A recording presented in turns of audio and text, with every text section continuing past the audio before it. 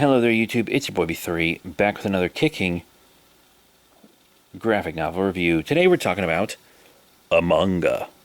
Ultraman Volume 15. It is the Viz Signature Edition. A story and art by Ichi Shimizu and Tomohiro Shimaguchi. I'm doing my best here, people. But it has this really cool cover with the Ultraman Taro here. And it says, "Burn it up. Burn your brave soul to protect the smiles of those you love." It's dope. This is a really good series. And I was thinking, you know what? It's about time I finally get back to it. I think there's 19 volumes out at the time of recording this. I don't know if it's ended or not. Straight up, I don't know. But I only have up to 15. So I was like, hey, maybe I should actually review 15.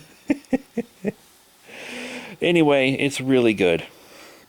You know, ad is free from the Star Council,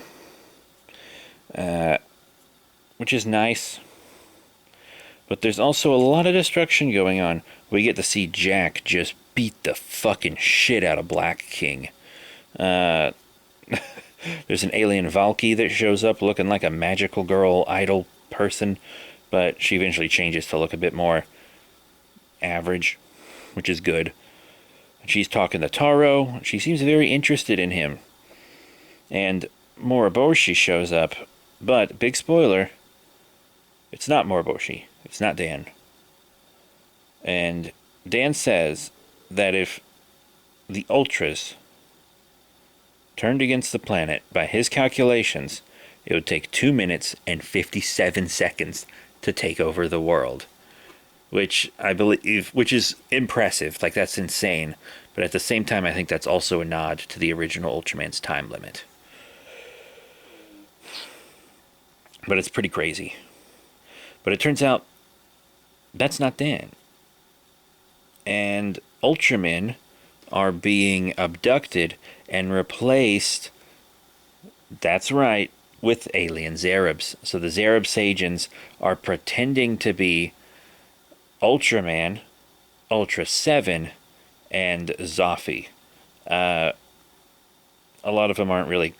I mean, I think it's supposed to be like Ultraman 7.2, and then Ultraman Prototype or something. I don't know what Hayata's full code name is, now that I think about it. But his suit is supposed to be kind of reminiscent of Zophy, even though he's not Zophy.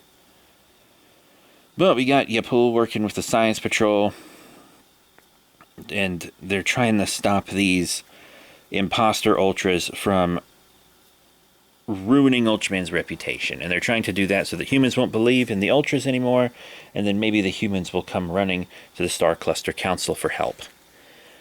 But it turns out that the one abducting the Ultras and replacing them with Zerubs is Mephiles Seigen, who has a really good look in this manga. And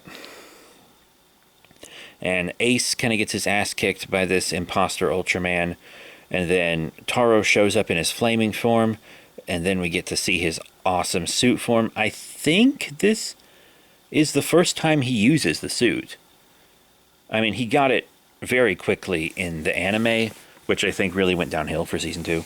But I believe this is the first time in the manga he dons the suit. He was just in his flame form before. I think the suit might help him control it. And it looks good. It's a good looking suit. But Tisk. Mephiles Seigen kind of drops this huge bomb on us. Like, apparently, every attempted alien invasion in this comic and in the original Ultraman show, apparently, every single one of them were done at the order of the Star Cluster Council. They have been taking over planets in order to create peace. If all the planets are under the same umbrella, they can't war with each other. And it was a huge huge bomb drop. I believe the exact quote in the English version of it is, "All the aliens that tried invading Earth were doing so under the Council's orders. It's all for the sake of order in the universe." That is the exact quote. Very interesting. And then, you know, Leo and Astra are saying they aren't Ultramen, blah, blah, blah. But they power up, and they eventually, in this book, accept their roles as Ultramen, since they're going to stay on this planet and fight alongside the Ultras. Even though they do look very different than the Ultras, they accept their roles as Ultras and fight by their rules, because they were willing to accept innocent lives. And then the other Ultras were like, if you sacrifice one innocent life, just one, then that's not justice. You haven't actually saved anyone. Which is, you know, that nice idealistic stuff that we always get from Ultraman. Very nice. Anyway, let's move on. Because then Bimular shows up. And God, I love Bimular's design. I have his SH figure art, which I paid a lot for. But damn, is it pretty. Whew, he is a good looking guy. And he shows up to fight, and he's kind of the one that proclaims Leo and Astra to be Ultras. Because if you remember from previous volumes, and this is a huge spoiler as well, this Bimular in this book is the original Ultraman, who's somehow trapped in this new form and took the name Bimular. Interesting. Still haven't figured out why. But then Ito shows up. And Ito is, you know, the Zetonian who works with the Science Patrol, who we need an action figure of. It doesn't even have to be him. I just want an action figure of a Zetonian. I mean, I have a Kimmerman, and now I need a Zetonian, dude. But Ito steps in and tells Mephiles to stop. Mephiles is like, on what authority? And then Ito says, quote, I am the Supreme Chancellor of the Star Cluster Council. End quote. So Ito has been in charge of the villains of this entire manga. Every volume. He's been their boss.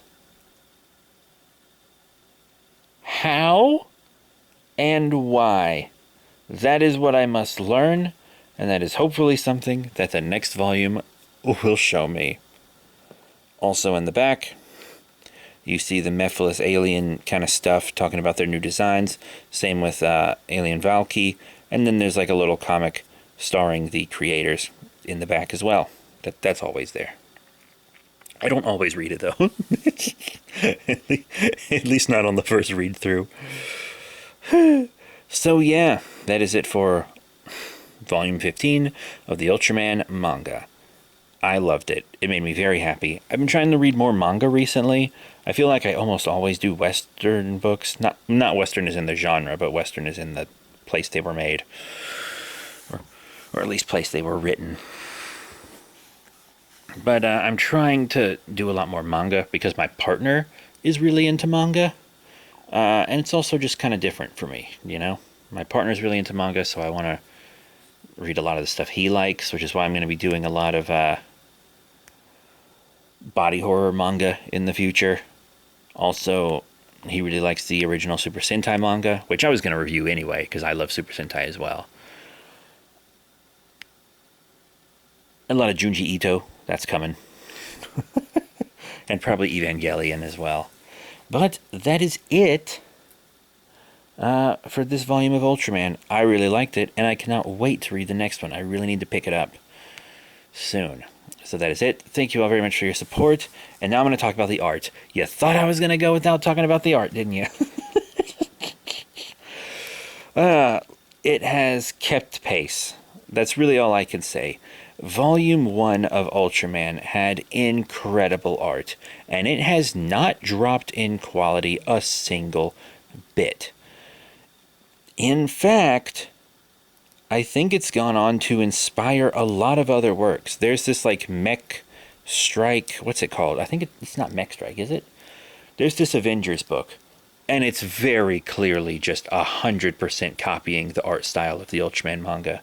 My friend recently sold his comic shop, but I remember when that book was coming out, he wasn't even reading Ultraman. He was only ordering it for me, really. And he was like, the art in this Avengers book is straight up just ripped from the pages of Ultraman. And then I was reading Kaiju number 8, and I reviewed a couple volumes of it a little while ago. And I was like, you know, the suits that the humans wear are kind of reminiscent of the art style of this Ultraman book, which I think is good. But you see, in the Avengers book, it looked like they were just trying to copy Ultraman. Like they wanted these cool mech suits, revitalized character designs. They were just trying to do the same thing Ultraman did. And then in Kaiju number 8, it's like, hey, you know, these books have a lot of similar themes and pull from similar genres and stuff. Let's have inspiration from it. Like, it seems like it's inspired by Ultraman, whereas that Avengers book really seemed like it was trying to profit off Ultraman. I'm just saying there's a difference between being inspired by something and ripping something off, and that's all I'm going to say. But the art is truly incredible and is very clearly inspiring other comic artists as well. And now that's actually it. Thank you all very much for your support. Remember to rate, comment, and subscribe. Check out all the cool links in the description below, Facebook, Twitter, etc. And I'll see you all next time. Bye for now.